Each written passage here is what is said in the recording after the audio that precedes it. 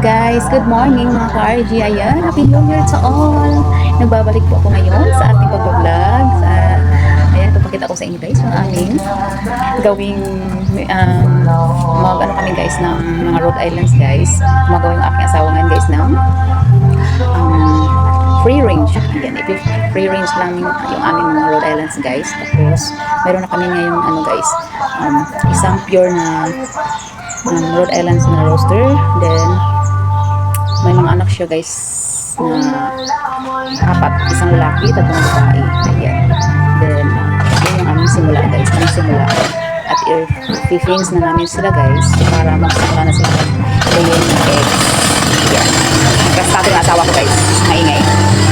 So guys, mag-start na kami guys sa pagpapaling ng eggs. Then iipunin namin hanggang 15 days. Then yun yung aming ipapapa-hatch guys.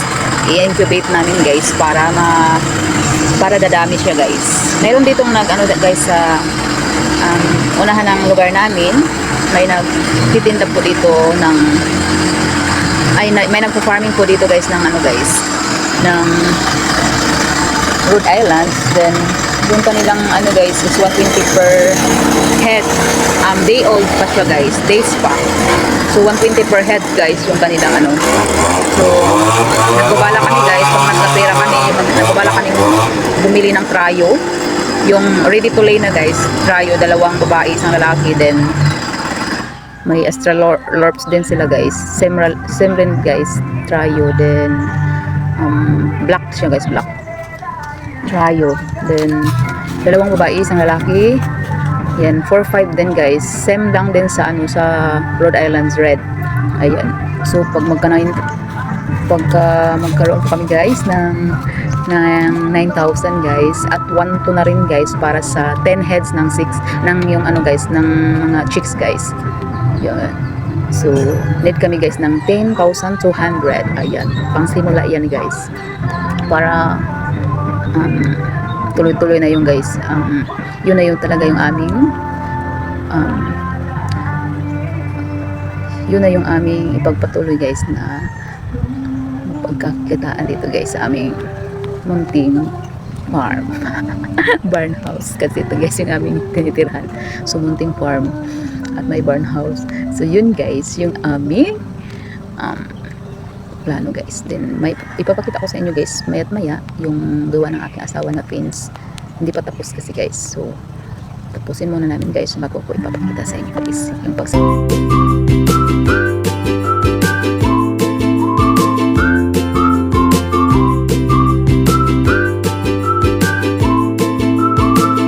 aming mini fins. Katabi lang po siya guys ng gate. Gate entrance guys. So ito, dito tayo papasok guys. Hindi pa ito na-fix guys yung ating net. Hindi pa siya na-fix. So ayan guys. So ito yung aming mini fins. Dito sila maglilay ng eggs. Dito guys, lagyan namin dito guys ng ano hagdan para dito sila maghapon. Ayan. Diyan sila matutulog. Ayan. Kahit 4 lang na ano guys steps. Ayan. Mga sticks. Stick yung ating ilagay diyan guys. Ayan. Gawin nating hagdan. 4 na. Papa, may pa. Tanaw. Hala guys, ya kasud guys nakuan. Ato na pa. Ming Ming. Ming Ming. No siya. No. Oh, lolo. Ming Ming yon lo.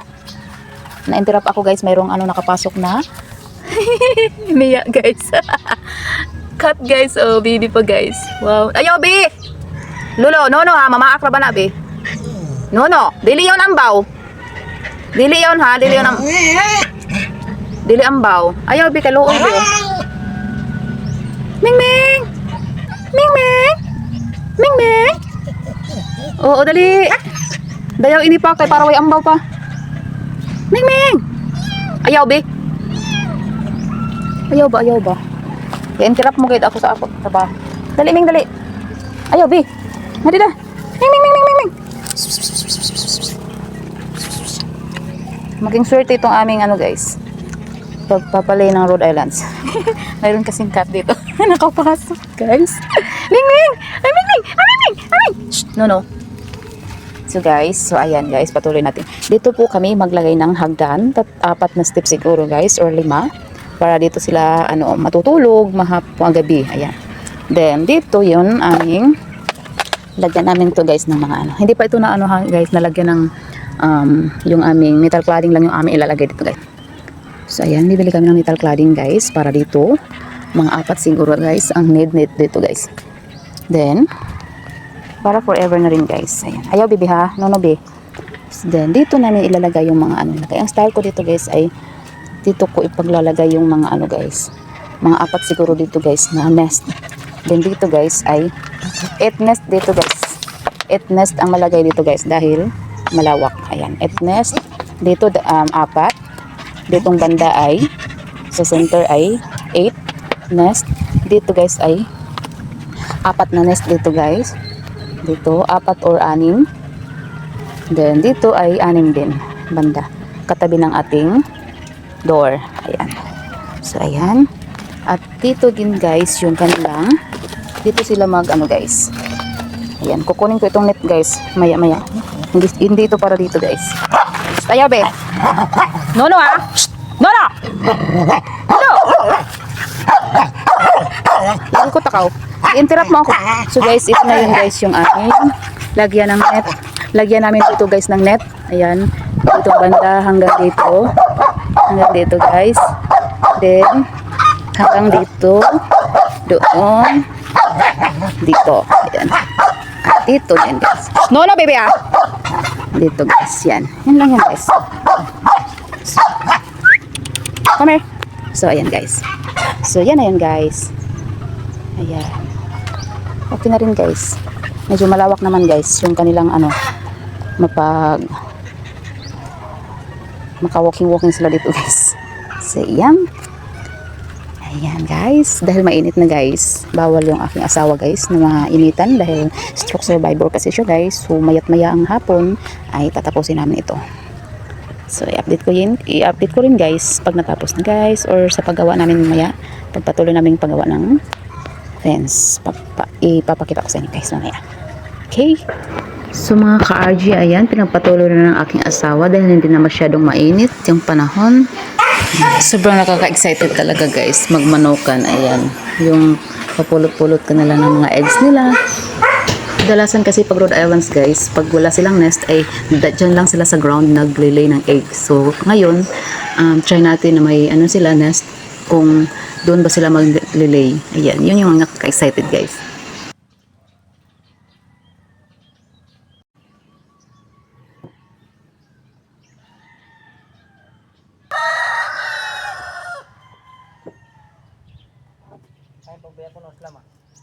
Ito pa sila bahay. Guys, ito po yung aming gamiting nest. Ito yung mga nest nila guys. Ayan. So mga ka-RG, as you can see, kung asan ako ay andun po yung ating dog. Ito po yung ating hunter ng mga daga. Ayan, dami kasi mga daga dito guys. So siya po yung ating hunter. 24 oras po ay ayan, hunter po talaga siya. Siya nga pala mga ka-RG, ayan, nung naglilinis po kami dito ng aming lagyan ng fence, ay may nakita po kami mga eggs dito. Ayan, rasa po ang nito guys, naglilay dito ay rasa, black rasa, then yung roaster ay Rhode Island Red. At sinabay na lang namin dyan yung black rasa, total Rhode Island Red naman yung roaster na naka-bread. So guys, konting gimbot na lang guys, malapit na talagang matapos ang aming mini fence para sa Rhode Islands. Ayan, linagyan din namin ng net sa ibabaw para hindi sila makalipad kung sakali. Ayan, mayroon na po siyang door.